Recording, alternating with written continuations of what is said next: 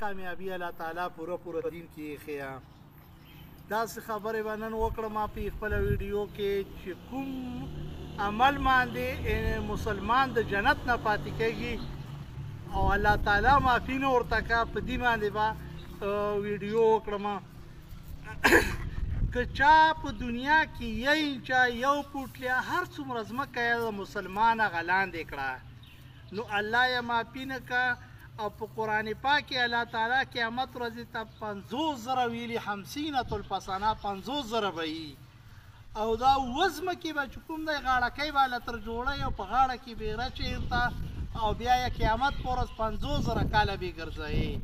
او بیا به چې کوم دی که نه جهنم ته ګزار کا ځکه چې دنیا کې اخرت کې خو به نه روپۍ یا به نه به ځمکې او نه به بنګلې چې چاله یې ورکړې بل د مسلمان قرض ورباندې ادا نه که بل د مسلمان قرض د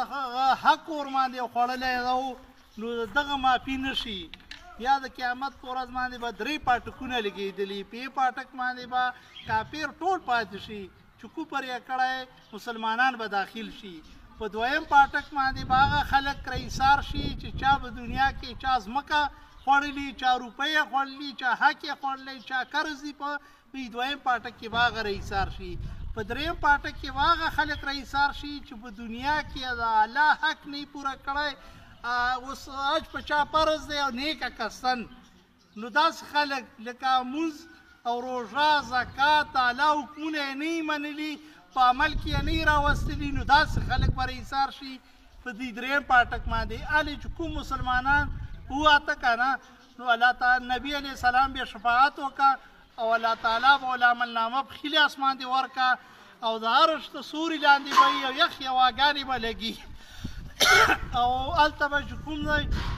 الله تعالی په قرآن پاک کې دا به نه غمګین وي نه خفګان به وي نه به ګبراوټ وي په نبي علیه السلام حدیث شریف دی چې کوم خلک د عرش سوري لاندې نو دوی باندې به قیامت ورځ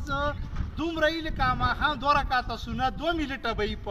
او په کافرو باندې او په ګناهګاره خلکو باندې به 50,000 کاله وي دومره به راخفه شي چې یی به چې خدای جهنم ته هم ګزار کړه خو بس چې دې ځای نه وځو یا الله بس مونږ ووژنه مړم کړه خو چې دغه ځای نه وځو ګورې مونږ په مسلمانانو په الله ایمان راوړی په قرآن ایمان راوړی په نبي علیه السلام ایمان راوړی په حدیثو باندې ایمان راوړی دی چې ته بل مسلمان حق هم خورې قرض یې هم نه ورکوې او بل مسلمان ځمکه هم را لاندې کوې نو